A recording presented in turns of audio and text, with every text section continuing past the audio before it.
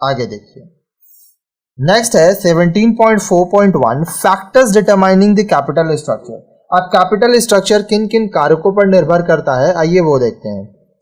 You have learned that the mix of debt and equity used, called the capital structure, for meeting the capital requirement of a company affects the rate of return on owner's capital, shareholder funds. आप ये चीज़ सीखे कि डेप्ट और equity का जो mix होता है, जो हम लोग इस्तेमाल करते हैं, उससे हमारा कैपिटल स्ट्रक्चर बनता है। ठीक है, अब ये कितना रिक्वायरमेंट होगा कंपनी का, ये डिपेंड करेगा उसका रेट ऑफ रिटर्न, ठीक है, ओनर्स कैपिटल पर, शेयर होल्डर फंड पर। ठीक है, this in turn determines the earning per equity share EPS and has its effect on market value of company share. अब देखिए, इससे आपका पर इक्विटी शेयर अर्निंग EPS कितना होगा ये भी डिटरमाइन होता है, जिससे कंपनी का जो शेयर का मार्केट वैल्यू है वो इफेक्ट करता है। Hence the choice of an appropriate capital structure becomes a very important decision for the finance manager of any company. इसलिए किसी भी कंपनी का जो फाइनेंस मैनेजर होता है उसको ये चुनना पड़ता है कि सही तरीका से कैसे वो कैपिटल अरेंज करेगा, उसका कैपिटल स्ट्रक्चर क्या होगा, कितना ओनर्स फंड होगा, कितना बोरोड फंड होगा, equity shares, preference shares, debentures, long term funds, कितना क्या होगा, वो फाइनेंस मैनेजर को ध्यान देना पड़ता है। He should make his decision on the basis of reliable data and after careful analysis of all the factors that influence this choice. अब ये जो वो निर्णय करेगा उसके पास इसके लिए रिलायबल डेटा, तथ्य होना चाहिए। ठीक है, ताकि वो डिसीजंस ले सके। Following are the factors that should be kept in view while deciding on the choice on an appropriate capital structure. अब देखिए, यहाँ पे हम लोग कुछ पॉइंट्स देखेंगे, फैक्टर्स देखेंगे जो हम लोग को ये बताएगा कि हम लोग को एक अप्रोप्रिएट कैपिटल स्ट्रक्चर अगर करना है, ठीक है, तो वो कैसे करना है। पहला, expected earnings and there stability. अब देखिए, कितना इनकम होगा, अर्निंग कितना होगा, वो कितना स्टेबल अर्निंग होगा उसके ऊपर डिपेंड करेगा। If the expected earning in terms of rate of return on the amount to be investment are sufficiently large, use of डेब्ट इज कंसिडर्ड क्वाइट डिजायरेबल।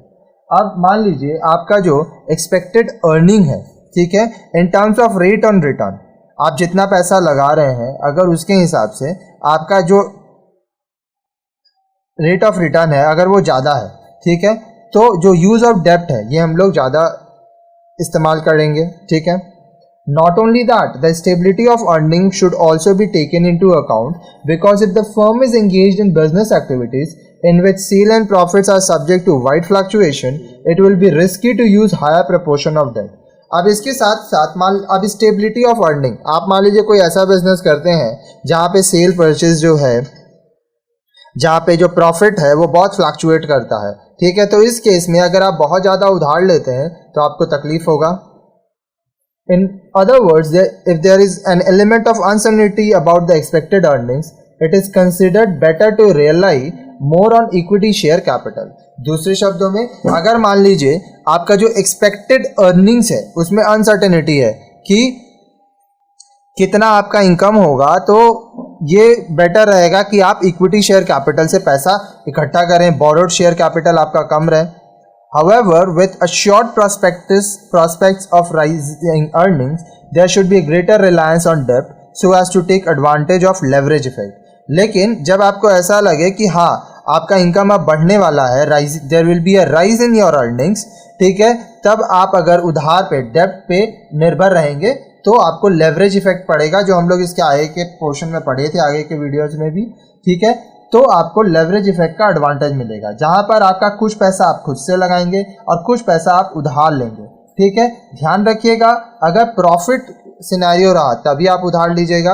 अगर आपको लगे कि हाँ आपका जो इनकम है वो फ्लक्चुएट करेगा तो जितना हो सकेगा उधार कम लीजिएगा।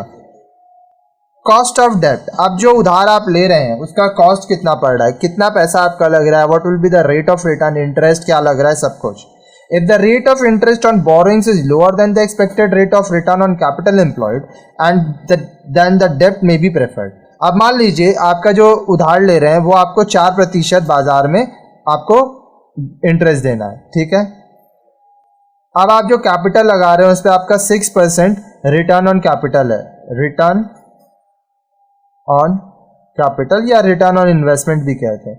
तो इस केस में क्या है, इंटरेस्ट कम है रिटर्न से, तो आप यहाँ पे उधार लेंगे, ठीक है, तो ये प्रेफरेबल रहेगा।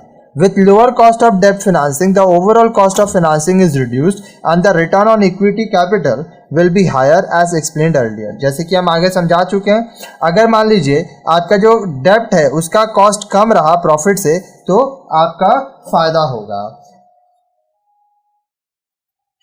Right to manage the business। You know that the debenture holders and the preference shareholders do not have much say in management of the company। अगर आप हमारे वीडियोस को लाइन से देख रहे हैं तो आगे आप पढ़े होंगे debenture share holders, preference share holders के बारे में। तो जो लोग डिबेंचर होल्डर्स होते हैं, प्रेफरेंस शेयर होल्डर्स होते हैं, उनको मैनेजमेंट में बोलने का अधिकार नहीं होता है कंपनी का। This authority lies primarily with the equity share holders who have the voting right.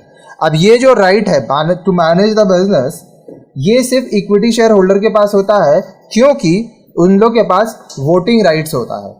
Hence, while deciding on the mix of equity and debt, the promoters or existing management of the company may also take into account the possible effect of raising funds through equity shares on the right to control the business। तो जब आपके जो company के management के लोग हैं, ठीक है, वो इक्विटी और डेप्ट का मिक्स बनाएंगे कि कितना इक्विटी शेयर होगा, कितना डेप्ट होगा, ठीक है, कितना उधार लिया जाएगा, कितना ओनर्स फंड होगा, तो ये सब चीज़ भी वो ध्यान रखेंगे कि जो इक्विटी शेयर्स होल्डर होते हैं उनको ये अधिकार रहता है कि वो बिजनेस को कंट्रोल करें। तो ऐसा ना हो कि इक्विटी शेयर होल्डर्स का ही सारा इन्वेस्टमेंट हो, क्योंकि इससे बिजनेस को निर्णय लेने में तकलीफ हो सकता है। इसके बारे में हम डिटेल में आगे के वीडियोज़ में पढ़ाए हैं। In order to retain their right to control the affairs of the company, they may prefer to raise additional funds, mainly through debenture and preference share। अब ये जो right to control है, इस चीज को बचाने के लिए कंपनी का जो मैनेजमेंट है वो डिबेंचर्स के थ्रू या प्रेफरेंस शेयर के थ्रू फंड्स रेज कर सकते हैं, पैसा अरेंज कर सकते हैं। नेक्स्ट है capital market condition. The condition in the capital market also influence the capital structure decision. अब देखिए, जो आपका कैपिटल मार्केट है उसका परिस्थिति कैसा है, उसके ऊपर भी निर्णय करेगा आपका कैपिटल स्ट्रक्चर का डिसीजन क्या होगा। At times, capital market is so depressed that the investors are unwilling to subscribe to share। कभी कभी जो कैपिटल मार्केट है ये इतना गिरा हुआ रहता है कि जो इन्वेस्टर्स है वो शेयर्स खरीदना नहीं चाहते हैं। In such a situation, it is considered better to rely on debt or defer the decision till a favorable market condition is restored। अब देखिए, उस परिस्थिति में ये बेटर होगा कि आप डेप्ट पे रहें, ठीक है, या जो आपका डिसीजन है, ठीक है, वो तब तक आप ना ले जब तक आपका मार्केट कंडीशन थोड़ा ठीक ना हो जाए। Regulatory norms. While deciding on the capital market, the legal constant like the limit of the debt equity ratio should also be kept in view। अब जब आप ये निर्णय लेंगे कि कैपिटल स्ट्रक्चर कैसा होगा, तो आपको इस चीज़ पे भी ध्यान देना होगा कि कानूनी रूप से जो डेप्ट इक्विटी रेशियो है वो क्या है और उसको आपको फॉलो करना होगा। At present such limit is 2:1 in most cases. अभी ये जो लिमिट है वो 2:1 है ज़्यादातर केसेस में। This implies that at any point of time the डेप्ट should be not more than twice the amount of share capital. इसका मतलब ये होता है कि आपका जो शेयर कैपिटल है, मान लीजिए एक बिजनेस है जिसमें आप 1 करोड़ लगाए हैं, ठीक है, ये आपका क्या है, शेयर कैपिटल ओनर्स फंड, तो इसका डेप्ट मैक्सिमम 2 करोड़ से हो सकता है, 2 गुना से ज़्यादा ये नहीं हो सकता है। This limit keeps on changing with changing economic environment and varies from industry to industry. अब ये जो लिमिट है ये जैसे जैसे आर्थिक वातावरण, इकोनॉमिक एनवायरनमेंट ये बदलेगा उससे ये बदलता है, साथ ही साथ ये इंडस्ट्री टू इंडस्ट्री भी चेंज होता है। आगे देखिए flexibility. The planned capital structure should be flexible enough to raise additional funds without much difficulty. अब देखिए, जो कंपनी अच्छे से अपना कैपिटल स्ट्रक्चर प्लान करता है, ठीक है, उसको जो एडिशनल फंड्स चाहिए वो उसको आसानी से मिल जाना चाहिए और फ्लेक्सिबल होगा। अगर एक तरीका से नहीं हुआ तो दूसरे तरीका से अरेंज करेंगे। आप किसी एक तरीके पे निर्भर ना रहें। The company should be able to raise additional capital in the form of debt and equity whenever required। जो कंपनी है उसको ये चीज का फ्लेक्सिबिलिटी होना चाहिए कि जब जरूरत होगा तब वो डेब्ट या इक्विटी जिसके भी जरिए वो पैसा अरेंज कर सके. But if the company's capital structure has too much डेब्ट then the lenders may not be able to give more loan to the company. लेकिन मान लीजिए अगर कंपनी का जो कैपिटल स्ट्रक्चर है अगर उसमें बहुत ज़्यादा डेब्ट है, बहुत उधार लिया हुआ है, तो जो लेंडर्स हैं वो कंपनी को और ज़्यादा लोन नहीं देंगे. मान लीजिए कोई कंपनी है जो पूरी लोन में डूबी है या उसका लोन काफ़ी है बाज़ार में, तो उसको कंपनी और लोन मिलना मुश्किल है. In such a situation it may be forced to raise the funds only through shares for which the capital market condition may not be conducive. अब इस परिस्थिति में उसको अगर फंड चाहिए तो उसको शेयर्स के थ्रू ही मिलेगा, लेकिन अगर कैपिटल मार्केट का कंडीशन सही नहीं है तो ये सही निर्णय नहीं होगा. Similarly, when an account of declining business and lack of other investment opportunities, the funds need to be refunded. It may not be possible to do so if the company has heavily relied on equity shares which cannot be redeemed easily. अब मान लीजिए business बंद हो रहा है, declining on business, और lack of investment opportunities है, तो जो फंड्स है उसको रिफंड करना पड़ेगा. और ये पॉसिबल नहीं है अगर कंपनी ज़्यादातर इक्विटी शेयर पे रिलाई कर रही है, क्योंकि इक्विटी शेयर को आसानी से रिडीम नहीं किया जा सकता in comparison to debentures and preference shares. Hence, to ensure an element of flexibility, it is better if the firm relies more on redeemable securities that can be paid off if necessary and at the same time have more unused debt raising capacity so that the future financial needs can be fully taken care of without much difficulty.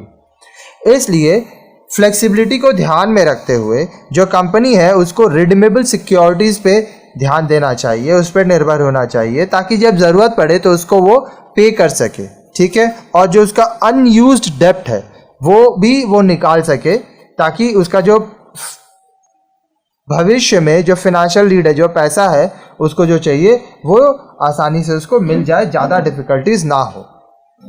Next है investors attitude towards investment. अब जो लोग निवेश करते हैं, ठीक है, उन लोगों का आपके व्यवसाय के प्रति क्या एटीट्यूड है, वो लोग क्या सोचते हैं. While planning the capital structure of a company, one must bear in mind that all investors do not have the same attitude towards their investment. अब जब आप अपने कंपनी का कैपिटल स्ट्रक्चर बनाएंगे, उसका प्लान आउट करेंगे, तो आपको ये चीज़ ध्यान देना होगा कि जो सभी इन्वेस्टर्स होते हैं उनका इन्वेस्टमेंट को लेके, निवेश को लेके एक जैसा सोच रही होता है, एक जैसा एटीट्यूड नहीं होता है. Some are highly conservative who prefer safety to return. अब कुछ लोग बहुत कंजर्वेटिव होते हैं, वो अपने पैसे को सेफ रखना चाहते हैं, वो वहीं इन्वेस्टमेंट करते हैं जहाँ उनका रिटर्न सेफ है. For such investors, debentures are considered most suitable.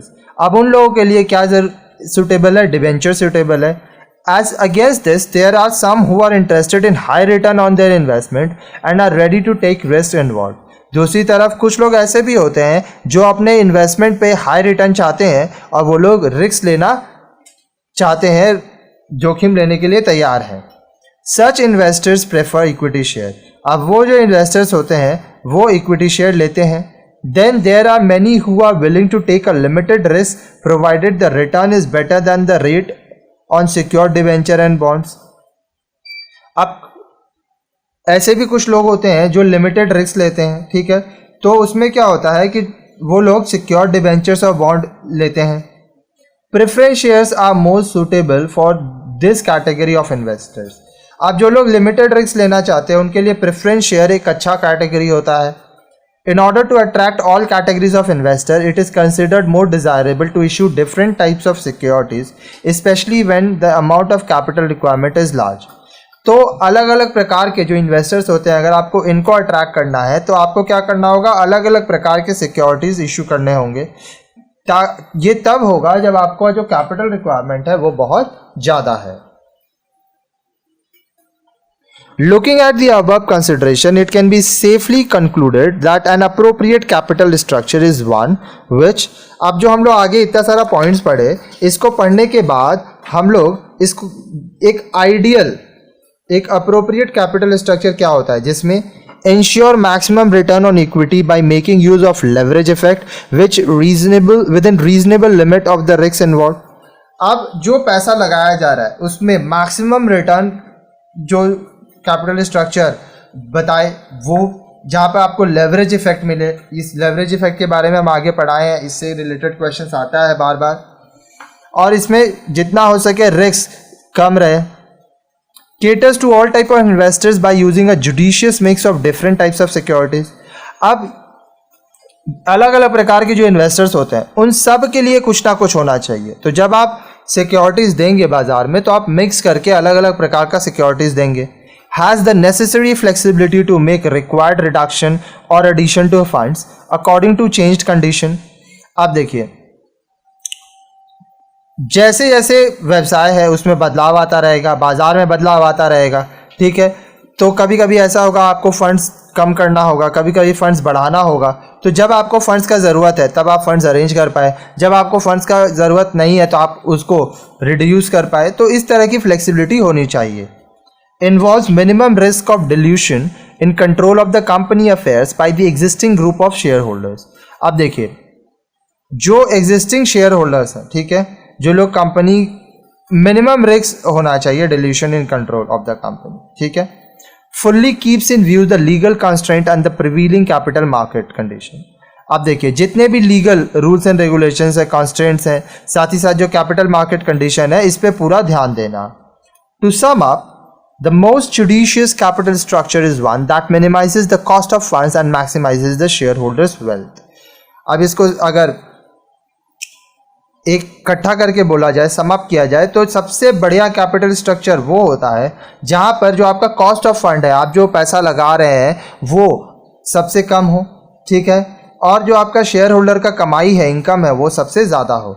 In financial management terminology such a capital structure is called optimal capital structure.